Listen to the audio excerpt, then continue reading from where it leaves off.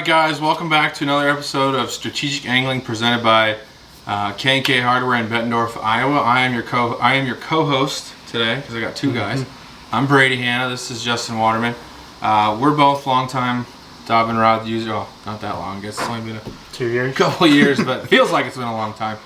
And you know, we've made videos on these rods in the past, but I wanted to highlight some rods that are less talked about. I know we've talked 705 crankbait rods, 734, 735, 736, those are the staples. But if you want to get very, very technique specifics over the last couple of years, we've had enough time with these now to pick out some different models that are 1, 2 technique things that they just really excel at and are in different series in the Champion. So the first rod I want to talk about is probably the most affordable of the bunch, and it is the 734 in the Colt series. Now I know we've talked a lot about a 734 in the Champion series, but this is, the Colt series is a very affordable rod.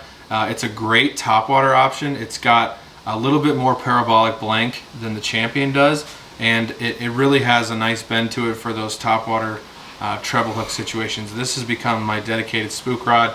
It is the only thing that's going on this rod for me, and maybe other treble hook topwaters. So I've had this out for a couple trips now. It walks the spook great. I'm a taller guy, so 7.3 is not too long for me on a spook. I'm liking it, especially at its price point. You don't get the cork handles, but these foam handles are perfectly fine. I actually have it paired with a little 100 size Dobyns Maverick casting reel. And heavier baits, this thing does great for the price point. This is a fantastic treble hook topwater setup. What do you got for us? I've got the Dobyns Champion XP 746 flipping rod.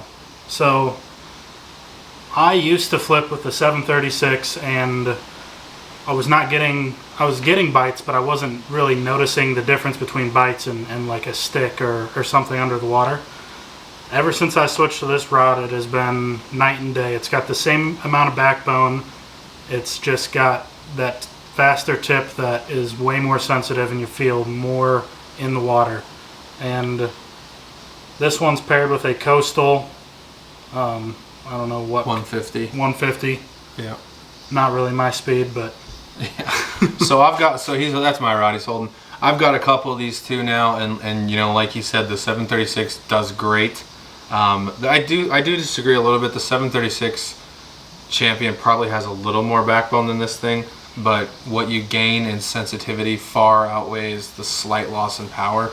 I think this thing's sweet spot is like 0 weight to like ½ ounce. You could probably do 3/4 just fine, but again, we're getting very technique specific here. So these lighter jigs, you feel everything, especially with braided line. We both have taken to this rod quite a bit this summer. yes. And you've caught quite a few fish on yours. Yeah, it's an excellent rod for a 1/4 ounce flipping jig. I mean, and we saw awesome. in that last video you were using it, and you caught that muskie on it, right? Yeah. Yep. There you go. Handles a muskie. It's got enough Sure power. does. Okay, so I got another GX Champion Extreme to talk about. This is the 784, and I've only got about 6 hours of throwing it. But what impressed me was it is a long rod, but it was very castable. It's not rigid. It's got good tip to it.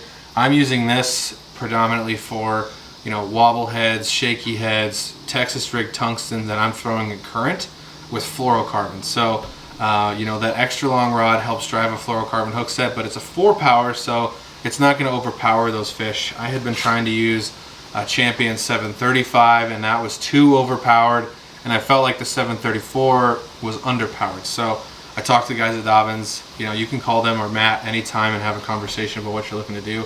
Got this recommended to me by JJ as well. I've only had it out for a day. I did catch a nice fish on it. I'll flash a picture of that. But so far, really good, and it was exactly what I was looking for in that regard. Maybe this guy can get talked into getting one eventually, but I got to get the rods and test them first before he gets on board. Typically how it goes.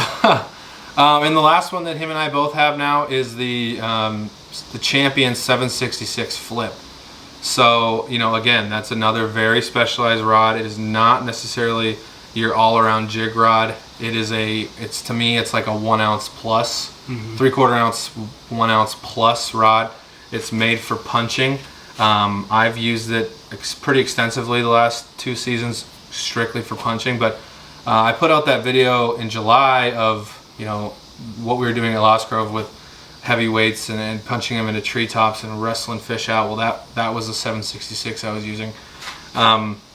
We've tried a couple of the other high-end flipping sticks from Dobyns, like an 805 flip, a 795 flip. Both are very good rods and both have their function. But if you're looking for a 1 ounce plus punching rod, or a very heavy Texas rig in the trees rod, that is a great rod to do that with. You shouldn't do it, but you could.